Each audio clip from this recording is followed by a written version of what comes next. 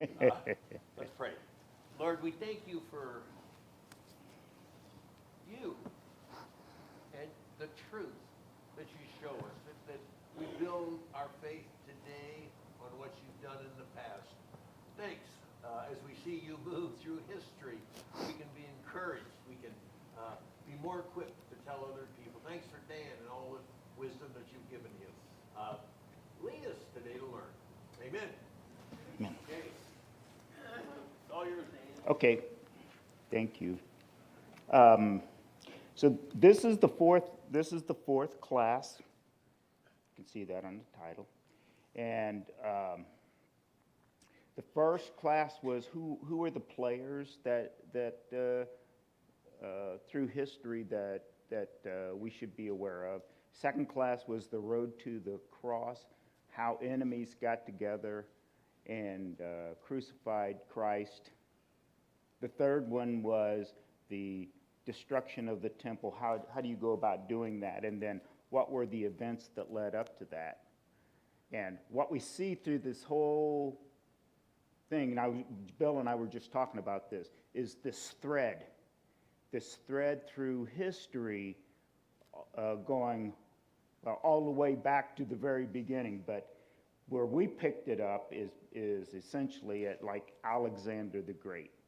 And from then on, common language, common currency, moving on up through the Romans, they kept that. And then ultimately the crucifixion of Christ, and then following on, and we're going to be talking about that, this Christianization of the Roman Empire. And we are products of that. Today's Christians are products of that. And so there's this thread through all of history up till now. And of course, we can't see into the future. We can think about the future. There are people who have prophesied about the future. But what we're doing is we're looking at this thread through history and all of these connections.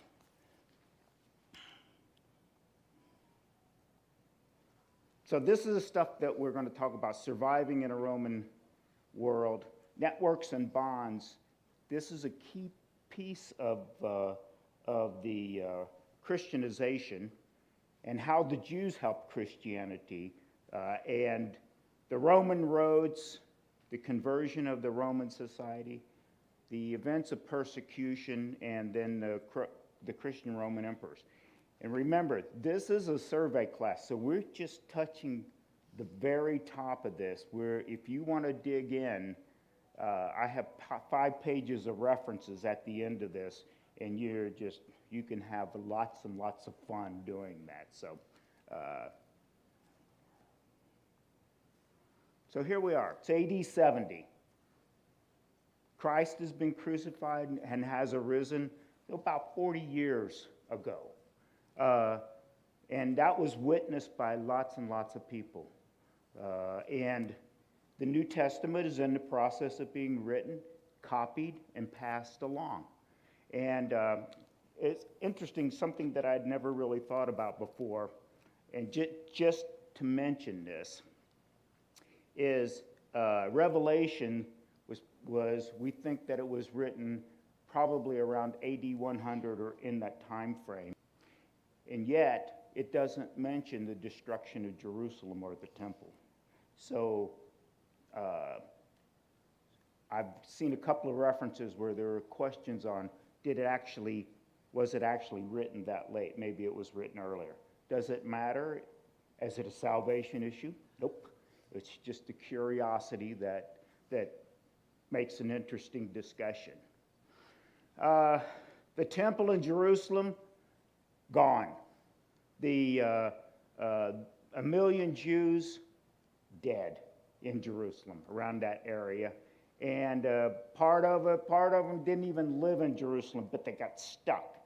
The Zealots on the inside, initially Zealots on the inside, Zealots on the outside. If you tried to get out, they'd kill you. If you did get out, they'd kill you if they caught you. And then ultimately, it's all of the Zealots inside Jerusalem and the Romans on the outside. And if you If you tried to get out, they would kill you. If you managed to get out, the Romans would crucify you. So it was a real bad situation. 97,000 captives, and this is part of the beginning of the diaspora again. The end of the Jewish uprising is near at Masada. And if you look at pictures, I was looking at these pictures of Masada, current pictures. You can see the siege ramps going up that the Romans. It is just a feat of civil engineering that it's just mind-boggling that they could do that. But they did. The priests are gone. The Sadducees are gone. And the Sadducees just basically disappeared from history. There's nothing about them anywhere. If you look on the Jewish education sites, they still do hate the Sadducees. And they liked the Pharisees. Okay? And still. And they say bad things about Christians not liking the Pharisees. So it's kind of an interesting read if you're up for that. Jerusalem remains empty for 60 years. Emperor Hadrian decides to build a temple to Apollo, and I may have gotten it wrong, either Apollo or Jupiter, one of them, one of the gods, the Roman gods, at the side of the temple. And it was the start of another uprising, okay, because the Jews were real sensitive and not being able to go back to Jerusalem. And there was a man, his name was Simon Bar Kokhba. AD 132, he led a rebellion against the Romans. This is the last one. When it was over, the Romans had mass killings of Jews, and they had mass enslavement of Jews. And in Judea, not Jerusalem, in Judea itself, in that whole region, there were very few Jews left until 1948. And then the Jews came back.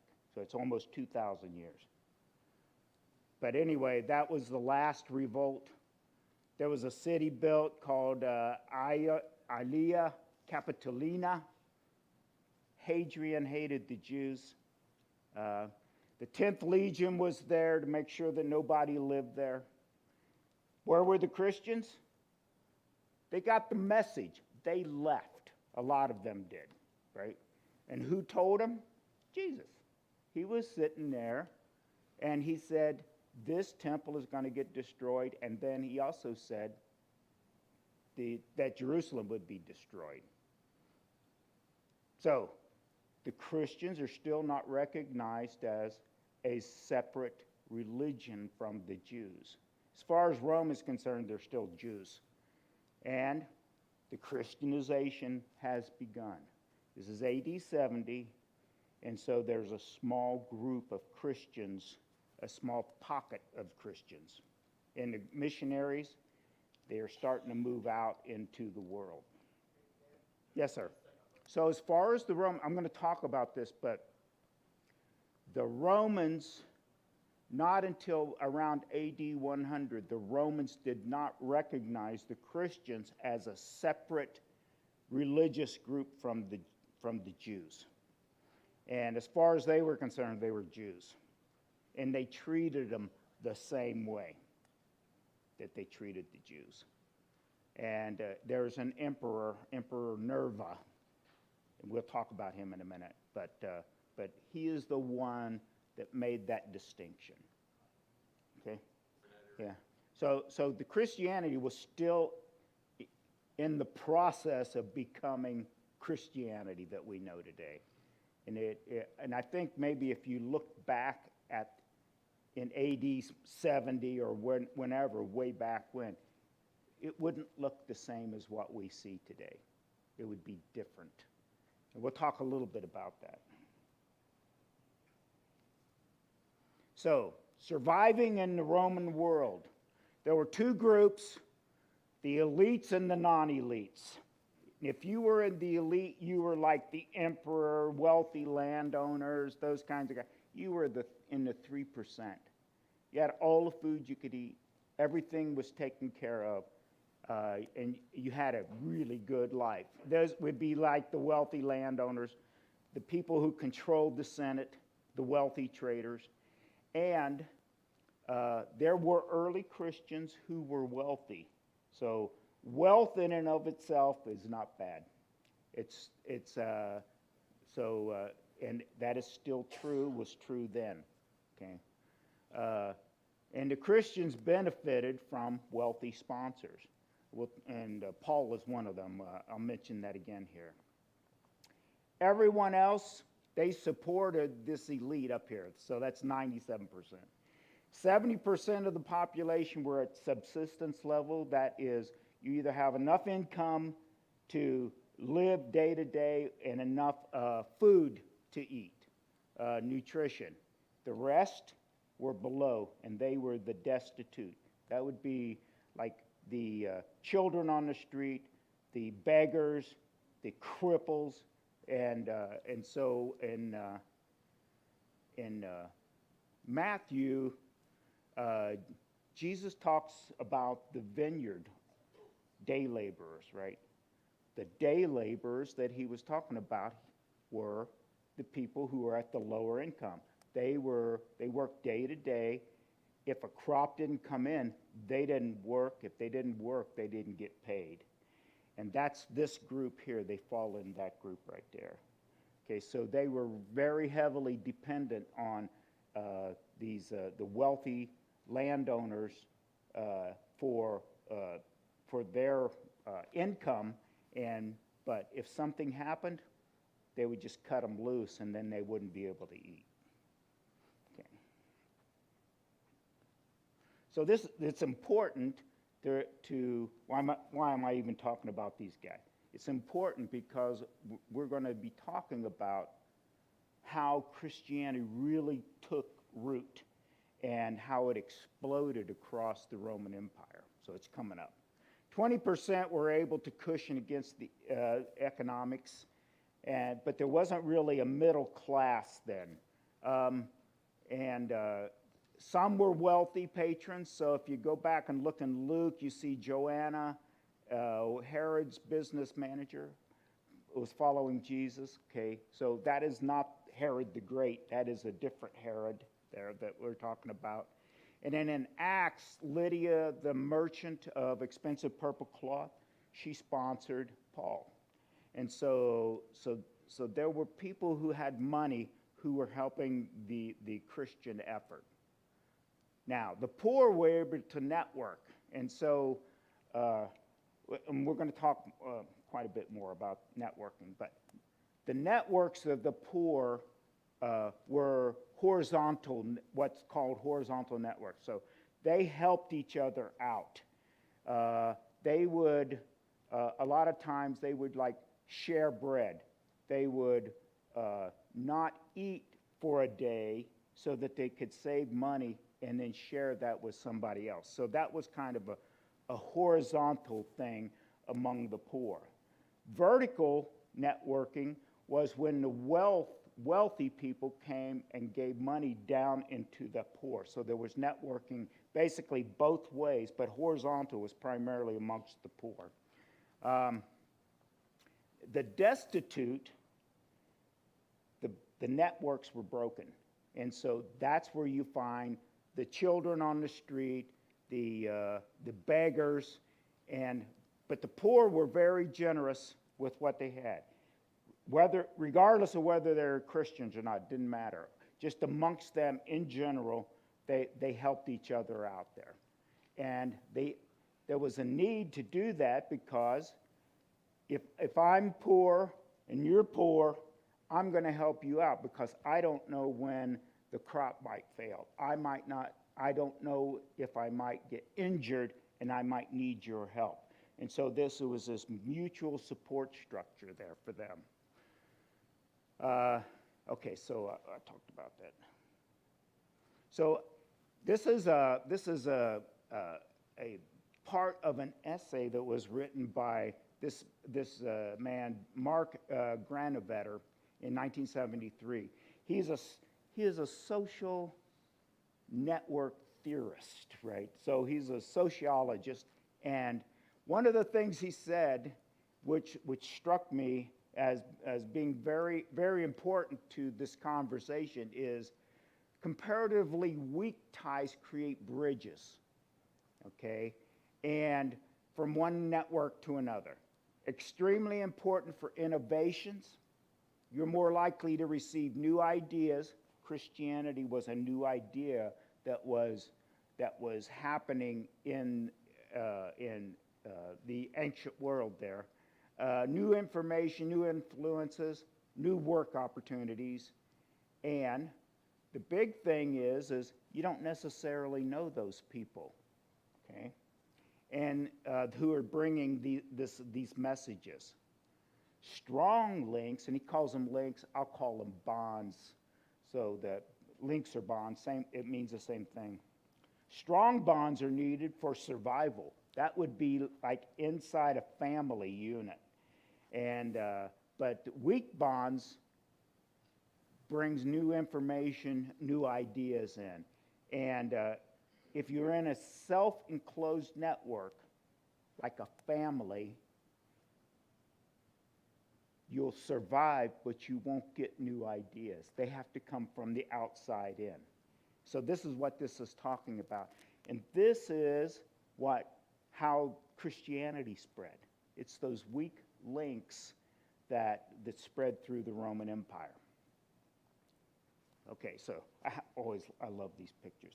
This is the internet in 2005, all of the connections. So the bonds or the connections are, you can see there's all this connectivity in and around the internet. But if you go over to this one, this is just a little spot down here. Let's say that's your computer. Within your computer, assuming that it's working, okay, there's an assumption there, right? But anyway, inside your computer, right, you can make things work, and you're pretty confident that that's going to work. But as soon as you start going out onto this network via these connections here, and you're out in this, then it is more of a challenge to get data from all the way, say, over here, all the way down to because you have all of this networking. Those are weak links. So moving several nodes away, you have weaker bonds or weaker connections. And families, we'll go down here and talk about families have extremely strong bonds within the family. Okay? Friends less strong, acquaintances still less. And as you move away from the central hub of the families, you get further and further away. That is where those bonds are weaker and weaker. But that's where new ideas come back into the family. That's how they get back into the family. And then weak bonds are good for spreading message. Destitute, these connections are broken. Okay. All right. This is a chart, a business chart, but it describes the rise of Christianity. At the beginning, Christianity, they were the innovators, if you will. The very beginning, there was a small group in Jerusalem. And you can see down here that there's not very many people who are going to be partaking of that initially. But as time goes on, more and more people adopt that way of thinking and adopt Christianity, because that's what we're talking about. And what happens is you see this surge in Christianity in the middle, and that's what happened.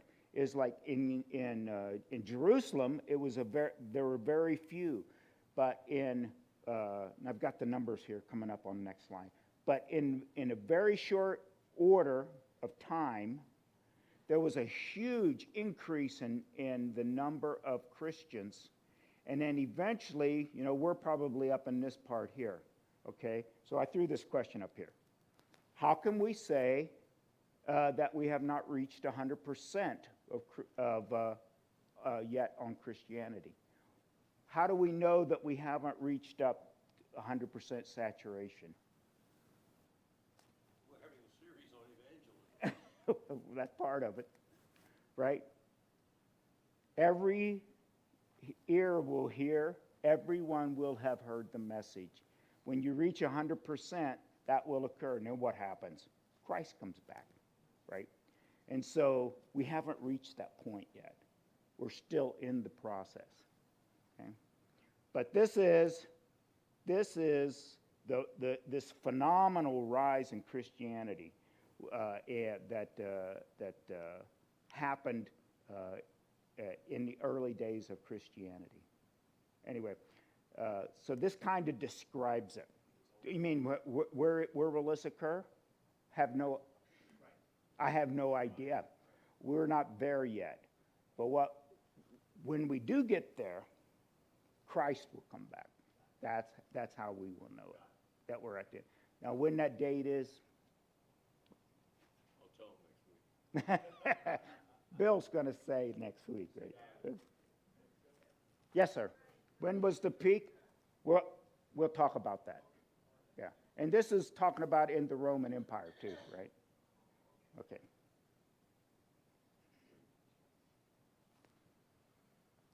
Okay, so basically the Christians kept a low profile, and there may be 1,000 Christians in Jerusalem, but what did Peter do? Good old Peter. I like Peter.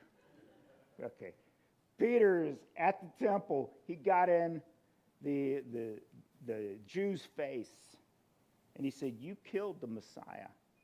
And so while the Romans thought he was a Jew, the Jews said, "This is something different."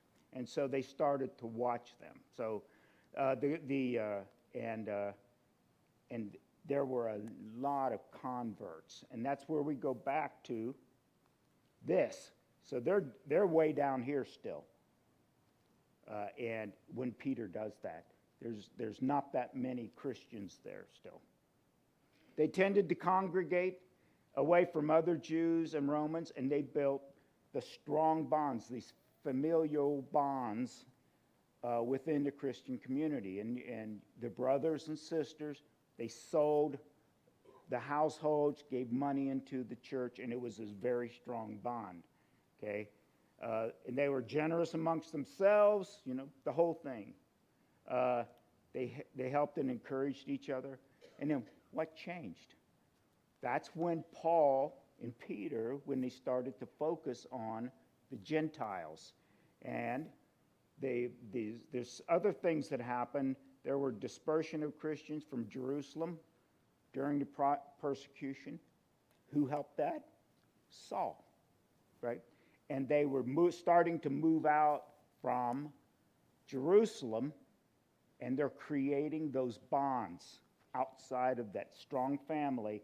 Now we're starting to see them go out, and there's these weak bonds out there. They're carrying this message with them. And interesting, in Acts, it talks about Barnabas in Antioch, and there's preaching going on, Christian preaching, and so he goes back to Tarsus to find, and it says Saul, but anyway, drags him back to Antioch, and they stayed there for a year preaching and teaching. And so that in Antioch, think about the way this evolves. Weak bonds initially.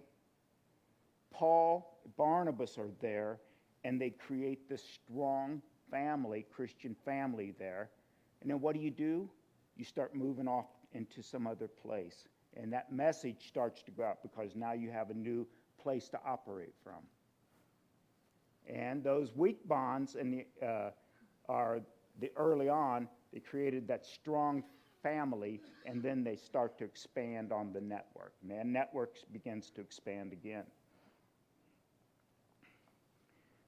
Okay, so the Jews helped Pre-AD 70, the Jewish faith was not monolithic.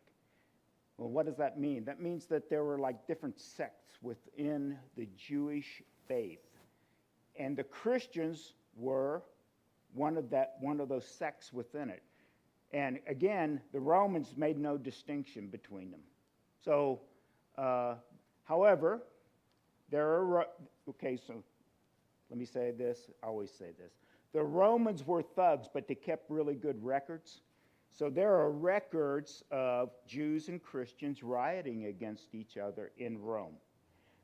These ancient records, okay? But the Christians fit right in to the Jewish faith initially. And they continued to worship at the temple, right? So initially. And so there's in Acts, it talks about that.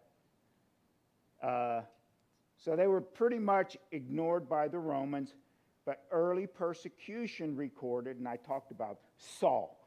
And Saul was one of the keys, okay, this is before Paul. Saul was one of the keys to the rise of Christianity, pushing the Christians away from Jerusalem to avoid, and they were trying to dodge him, by the way.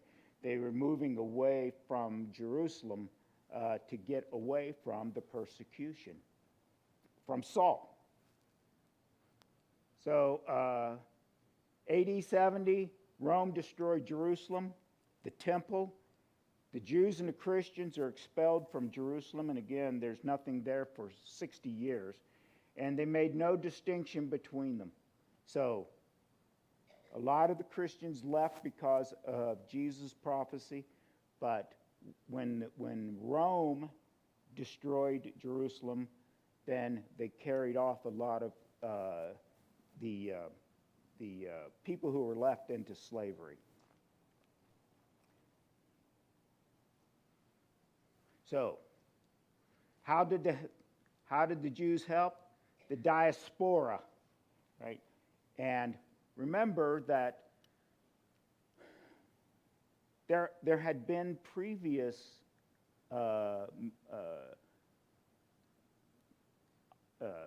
occasions where the Jews were carried off into slavery. One, the Assyrians, the Babylonians. So there were Jews everywhere. They weren't just in Jerusalem. They were in Persia, and actually a lot of the Jews remained in Persia even after Cyrus said, you can go back and rebuild the temple. And if you recall, John Hyrcanus II, okay, so he was the first Hasmonean king, okay, and after the Parthians cut his ears off, and supposedly could not be a high priest, where was he? He went to Babylon. There was a Jewish community in Babylon, and he was the high priest there. So there were Jews all over the place. So that's the first thing.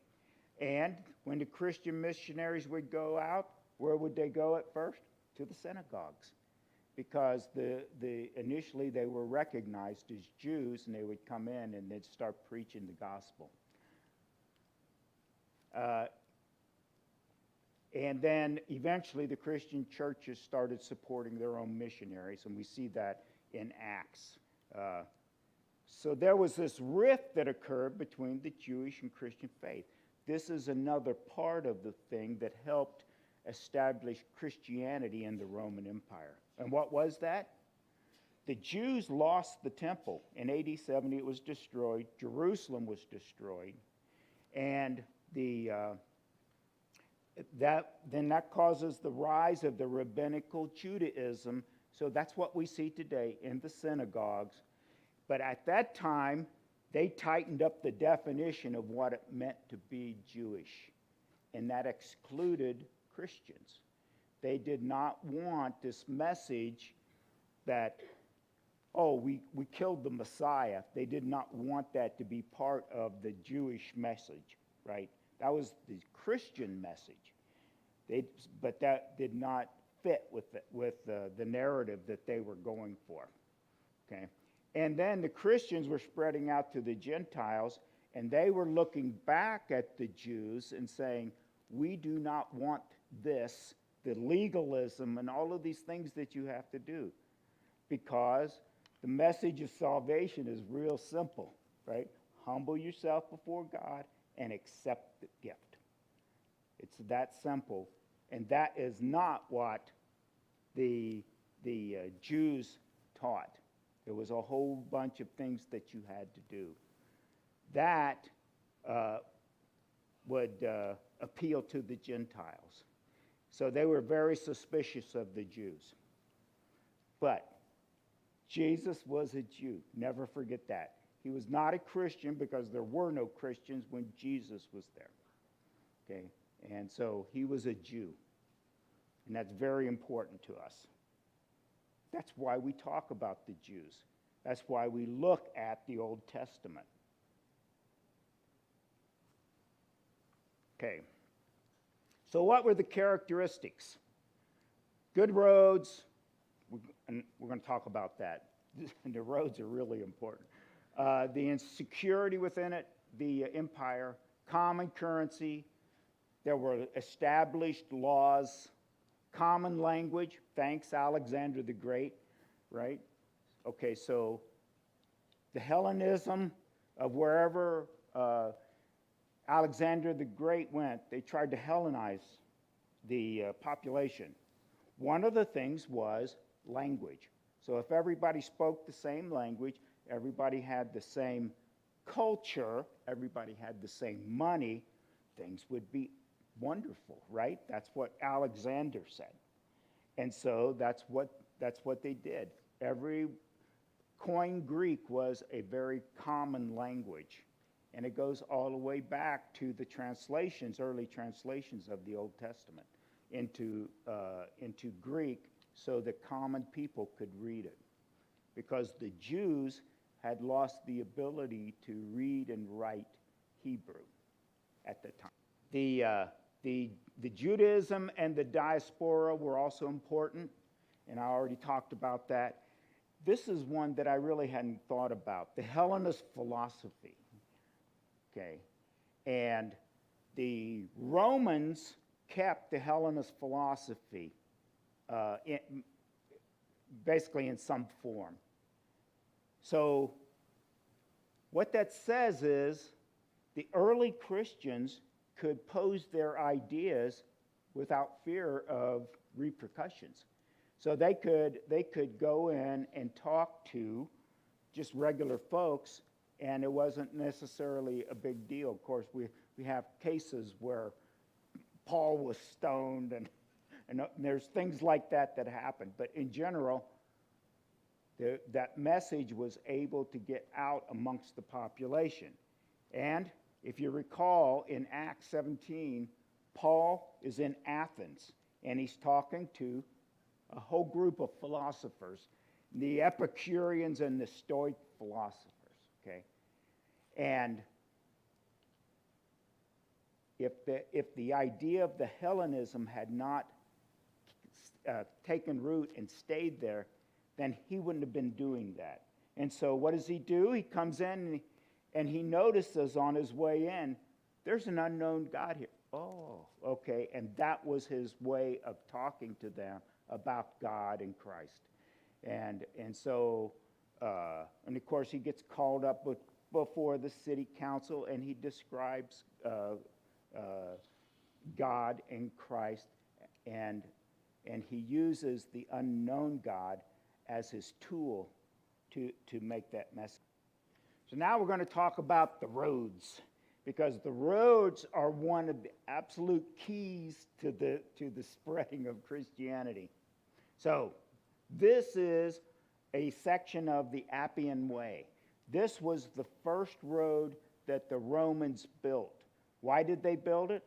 Because they were having a war in the southern part of Italy with the Samnites, and they couldn't get their soldiers down fast enough or the logistics to support them. So you have the soldiers, you got to feed them. You got to bring new weapons. They have siege engines, the whole thing, and you have to have some way to get that stuff from one point A to point B.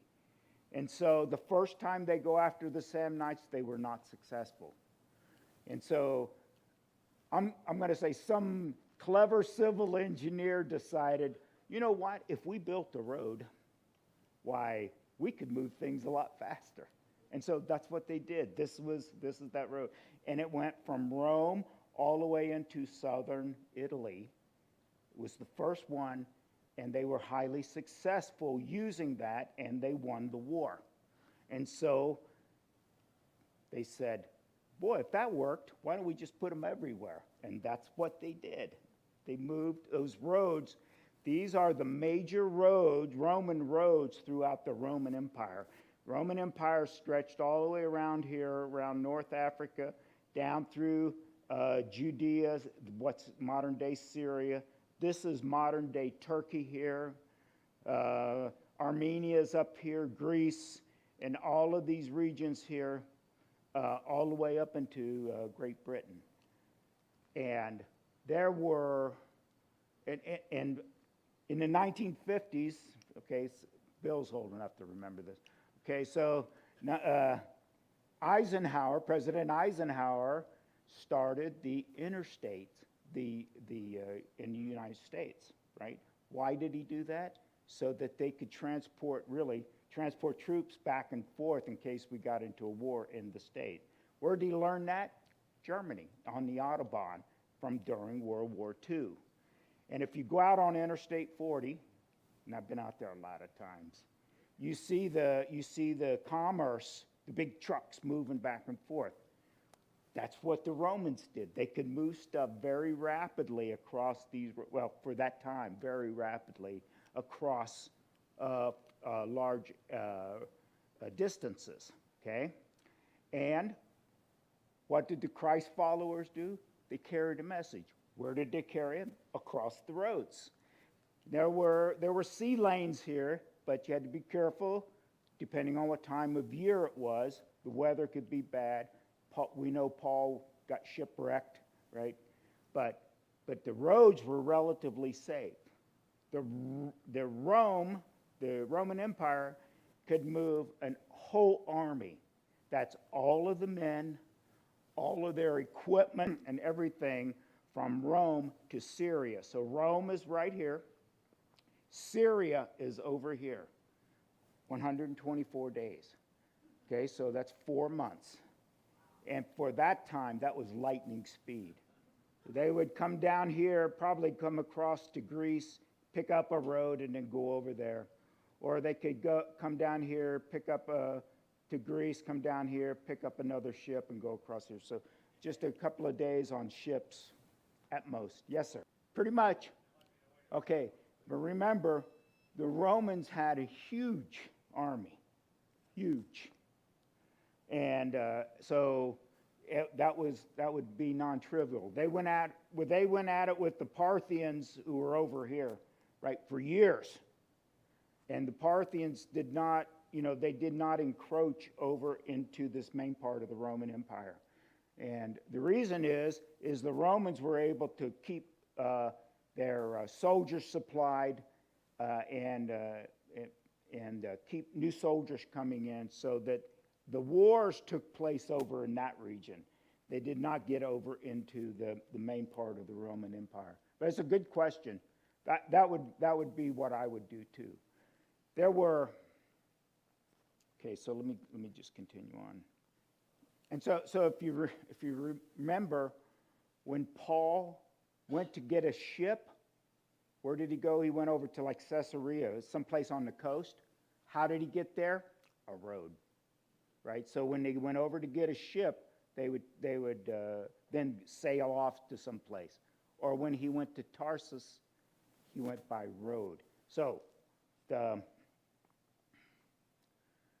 there were 250,000 miles of roads. Okay, which I had no idea. 50,000 of those were paved, which means there were 200,000 miles of dirt roads throughout the empire. And of course, there's another picture of a road. Interestingly, the Romans, the surveyors, would pick a line, and it would be a straight line. So all of the roads are straight, it's just as straight as they can make them, because that'll be the shortest distance between 2 points, right? Yes, sir. Could be, but I'm not going to talk about politics. I'm going to stay completely away from that one. Okay, so this is kind of a schematic of it. There were 372 great roads, and those were the ones that were paved. Typically 3 to 5 feet thick from top to bottom, and of course you can see how this is laid out. One of the big things was the drains, so that there was never any standing water on the roads, and they were kind of had a cant to them, so that the water would drain off, and that reduces the erosion. They built bridges and tunnels, but the roads were straight. By standards then, that was perfectly fine, because you're on a horse, maybe you're doing 20 miles an hour or 30 miles an hour at most, right? Today, straight roads are dangerous, because what happens is human nature will just keep going faster and faster and faster. So what you see on the highways is they're not completely straight. There will be some turns in them. Yes, sir. Good question. On Garlock Pass. Yeah. Okay. So travelers and merchants, they could rely on the well-developed network. There were post houses where you could, if you had a horse, you could change horses. Roadside inns for resting. And the Roman Empire indirectly helped unify these diverse cultures in different regions, and it allowed these weak bonds to occur. So, again, we have Christians in small familial groups, and they are moving out, and they're using the roads to help take Christ's message out. So from a safety standpoint, there are two groups, and they were imperial troops, stationary and beneficiary. The stationary were like the highway patrol. They policed the road to keep it relatively safe. There were bandits, but these are the guys who were responsible for that. The beneficiary were the guys who took care of the roads. They were like the engineers who kept the roads operating. Caltrans, those guys, right. There were police posts, watchtowers. There were mile markers, so you could figure out where you were, how far you needed to go. The Roman road, okay, so there was a crucial role in the spread of Christianity. And recall, and I keep going back to Paul, but Paul's missionary trips, there were a lot of them, and they were traveling around. A lot of that was on those roads. The weak bonds, I keep going back to that. The weak bonds that allowed that to happen, you go, as the message moves out, the bonds between a family and an unknown out here, that's a weak bond. They're carrying the message out to these other people. You build up a new family here, and then you move on, and they use the roads. Okay, the persecution, diaspora, the people were moving out again, and as far as away as India, if you look at the map, there's roads that actually are headed in east, although the Parthians were there for a long, long time, so that was always going to be an issue. Jerusalem was central to the Jews, and so you have the little bitty start, the geography, and then the moving out from that. And we have the growth was marked by persecution and acceptance, and basically the new faith navigated those complexities. Okay, so now we're going to talk about where Christianity diverges from the Jews, and then about AD 98, Emperor Nerva exempted the Christians from paying this tax on the Jews, okay? So going back to AD 70, the destruction of the temple and Jerusalem, Emperor Vespasian put a tax on every Jew in the empire to pay for that. And so that tax had been on close to 30 years. And Emperor Nerva said, you know, the Jews and the Christians are really different, and so he exempted the Christians from paying the tax. Okay? And there was a Pliny the Younger, who was basically a governor of Bithynia, so that's moving over towards modern-day Turkey, because he could. Well, I get that. That was a punishment. Nope, that was it. And Yeah. money. Money. They were successful. Well, remember, there were Jews everywhere, so it was a cash cow for them. Yeah, Not all of them, but there was a lot of money. And even if you were poor, you still had to pay it was a head tax. Everybody paid the tax. Yeah. And so there was a letter written to Trajan that Christians did not pay the fiscus Ludaicus tax, so they were not Jews. And so there was this change in the thinking about in the Roman government about Jews and Christians. And so this is really where there's an official distinction made between them. Okay? Jews paid the tax, and so this is part of that control thing, is they paid the tax to show that they were loyal. And of course, the Romans made them pay it, right? But the Christians were exempted from it, and they wouldn't partake in any of the emperor worship or any of that stuff. So the Christians said, we're praying for the emperor, and that is our way of showing that we are loyal.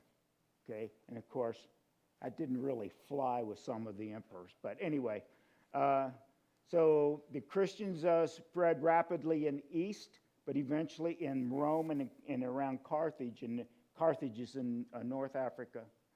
In the urban centers, where the really poor were, that's where Christianity really exploded. And why was that? Because it was the message, first of all, but the Christians who were there were taking care of people, their human needs, and they didn't care whether you were a pagan or Christian. They didn't care who you were. If you needed something, they would take care of you. And then then you would hear the message.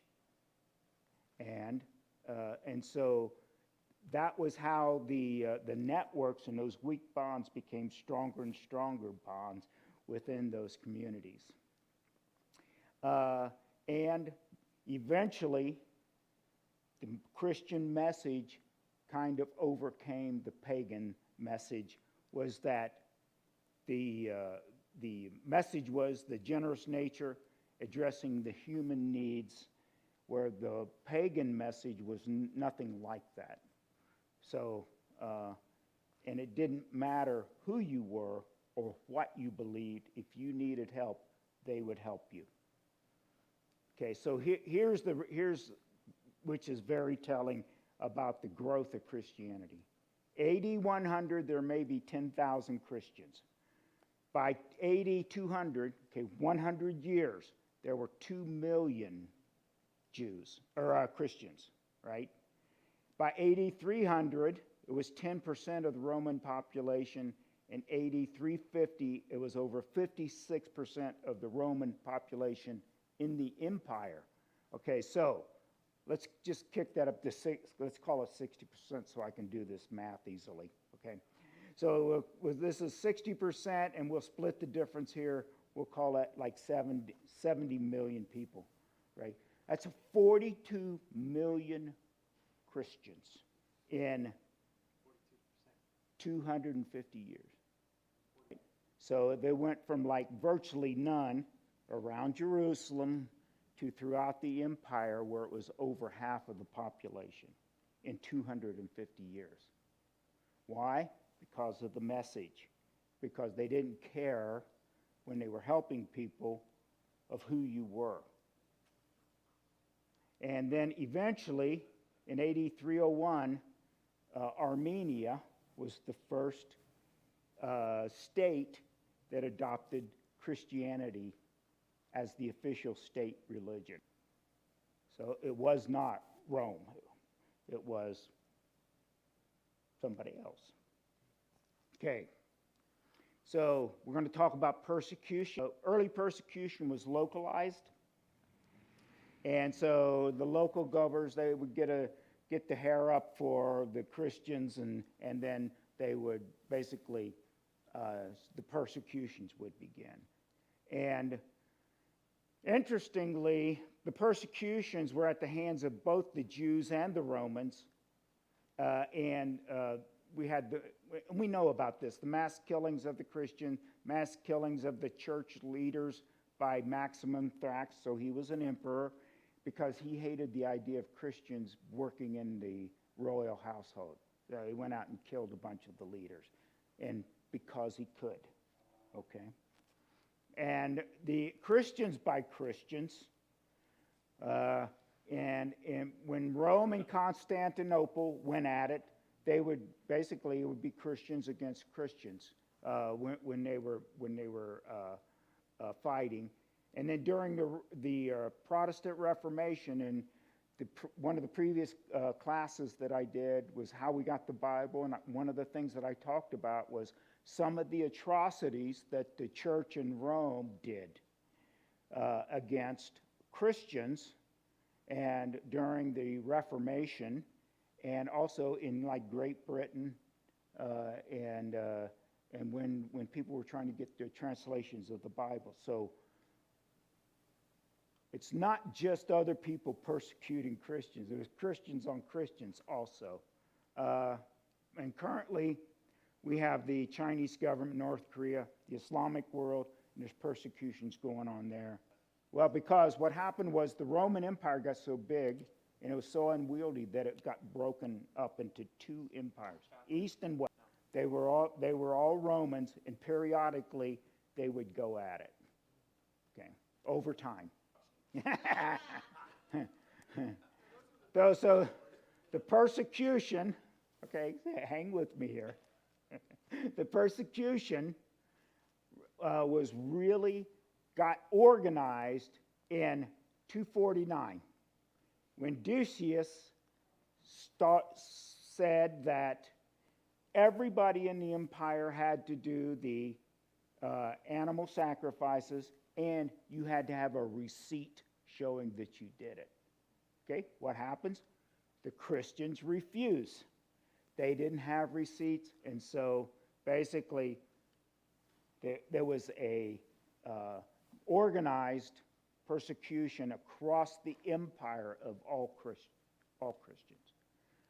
Constantius, and he was married to St. Helen, we're going to talk about this just in a minute, was basically, he is kind of down here, and Diocletian carried this persecution to the next level. And so, and that was called the Great Persecution. That happened while Diocletian was emperor. Now, Constantius married this woman called Helen. The Catholic Church made her a saint, and supposedly she went to the Holy Land, found Jesus' tomb, and found the cross that he was crucified on. And so that made her a saint. Now, maybe that happened. Maybe it didn't. So the Christian emperors was Constantine the Great. He was the son of Constantius and Helen, and he ended the persecution.